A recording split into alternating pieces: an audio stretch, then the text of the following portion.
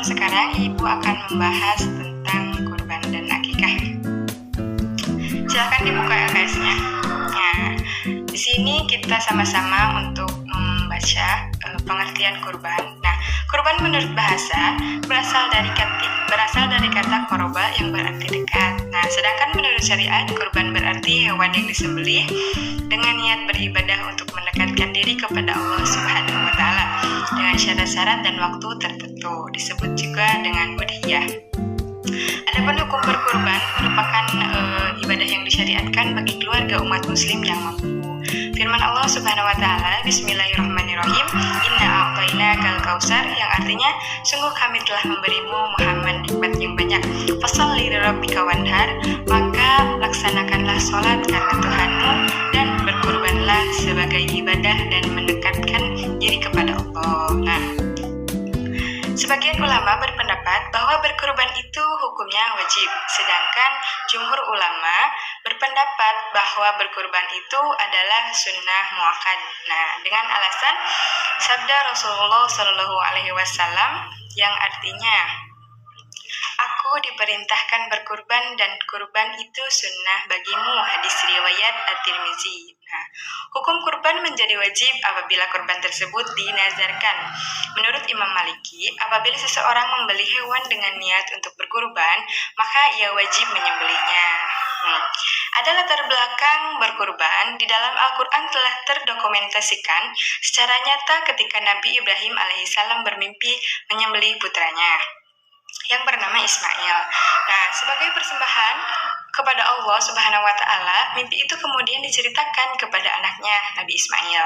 Nah, setelah mendengar cerita itu, ia langsung meminta agar sang ayah melaksanakan sesuai mimpi itu, karena diyakini itu mimpi tersebut itu datang benar-benar dari Allah Subhanahu wa taala sebagai firman Allah Subhanahu wa taala Quran As-Saffat ayat 102. Nah, yang artinya, maka tatkala anak itu sampai pada umur sanggup berusaha bersama-sama Ibrahim berkata, "Hai anakku, sesungguhnya aku melihat dalam mimpi bahwa aku menyembelihmu. Maka pikirkanlah apa pendapatmu." Ia menjawab, "Wahai bapakku, kerjakan apa yang diperintahkan kepadamu.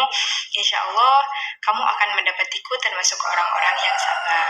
Nah, hari berikutnya, Ismail dengan segala keikhlasan hati menyerahkan diri untuk disembelih oleh ayahandanya. Nah, sebagai persembahan kepada Allah Subhanahu wa taala dan sebagai bukti ketaatan Nabi Ibrahim alaihissalam kepada Allah, mimpi itu dilaksanakan. Nah, acara penyembelihan segera dilaksanakan ketika tanpa disadari yang ada di tangannya adalah seekor domba. Waktu dan tempat penyembelihan kurban. Untuk menyembelih kurban yaitu sejak selesai sholat Idul Adha pada tanggal 10 Dzulhijjah sampai terbenam matahari tanggal 13 Dzulhijjah.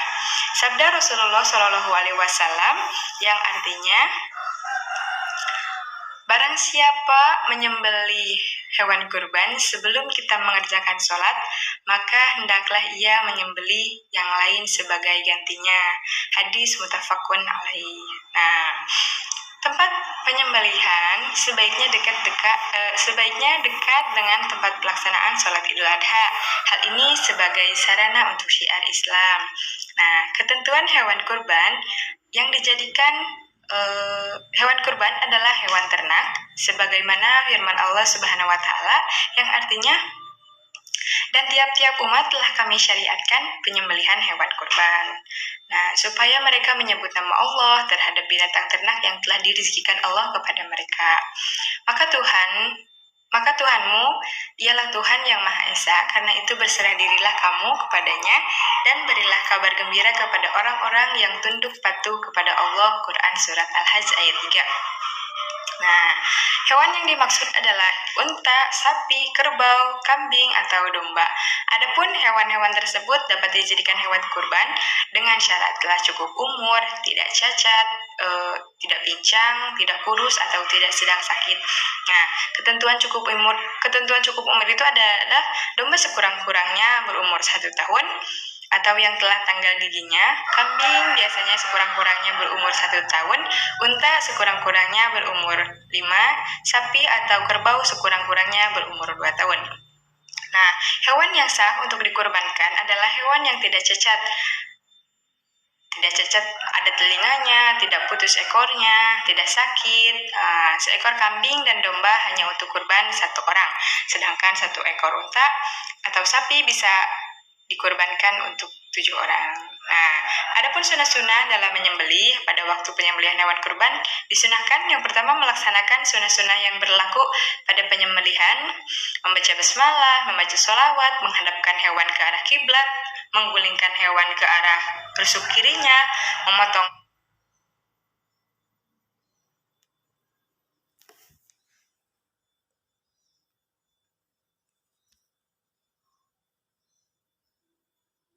pangkal leher serta memotong urat kiri dan kanan leher, lalu membaca takbir Allahu Akbar, membaca doa sebagaimana dianjurkan oleh Rasulullah Shallallahu Alaihi Wasallam.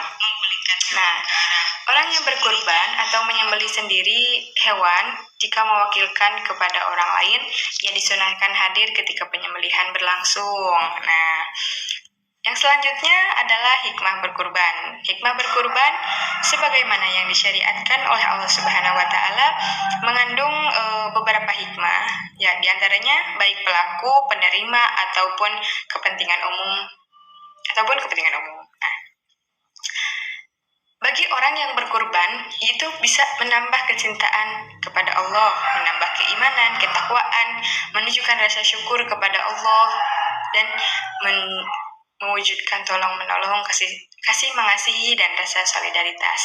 Sedangkan bagi penerima daging kurban itu bisa menambah keimanan, menambah ketakwaan dan bertambah semangat beribadah kepada Allah Subhanahu wa taala. Yang terakhir ada bagi kepentingan umum. Itu bisa memperkokoh tali persaudaraan karena ibadah kurban itu melibatkan semua lapisan meningkatkan kesadaran manusia beragama baik orang yang mampu ataupun yang kurang mampu. Yang selanjutnya itu ada pembahasan akikah.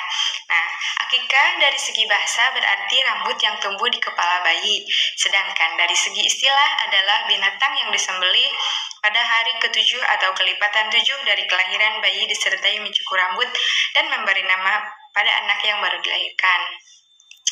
Hukum akikah itu sunnah bagi orang tua atau orang yang mempunyai kewajiban menanggung nafkah si bayi tersebut. Ya.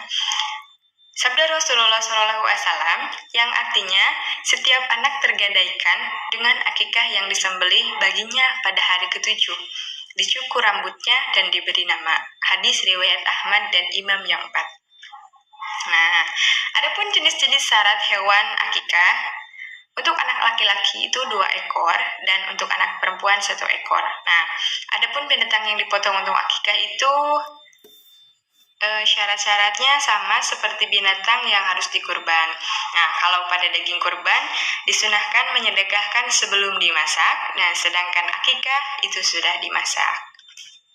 Nah, dalam hadis riwayat Aisyah radhiyallahu anhu yang artinya bahwasannya Rasulullah Shallallahu alaihi wasallam memerintahkan orang-orang agar menyembelih akikah untuk anak laki-laki 2 ekor kambing yang umurnya sama dan untuk anak perempuan 1 ekor kambing. Mohon maaf. Nah, waktu penyembelihan akikah dilaksanakan pada hari ke-7 kelahiran anak. Jika hari ke-7 telah berlalu, maka hendak penyembelihan pada hari ke-14. Nah, jika hari ke-14 telah berlalu, bisa diganti jadi pada hari ke-21 dan seterusnya, kelipatan 7. Nah, ada hikmah akikah. Berbagi peribadatan dalam Islam tidak terlepas dari hikmah-hikmah yang terkandung di dalamnya. Nah, hal itu merupakan misi dalam Islam sebagai agama rahmatan lil alamin. Akikah merupakan suatu bentuk peribadatan mempunyai hikmah. Yang pertama, merupakan wujud rasa syukur kepada Allah Subhanahu wa taala atas segala rahmat dan karunia yang telah dilimpahkan untuk menambah rasa cinta anak kepada orang tua, karena anak merasa telah diperhatikan dan disyukuri kehadirannya di dunia ini. Dan bagi orang tua merupakan bukti keimanan kepada Allah, mewujudkan hubungan yang baik dengan tetangga dan sanak saudara yang ikut merasakan gembira dengan lahirnya seorang anak karena mereka mendapat bagian dari akikah. Nah, mungkin itu yang bisa saya paparkan. Mohon maaf bila banyak kekurangan dan kesalahan dalam berbicara. Terima kasih. Wabillahi taufiq wal hidayah. Wassalamualaikum warahmatullahi wabarakatuh. Sampai ketemu lagi di pertemuan selanjutnya, anak-anak. Dadah. Assalamualaikum.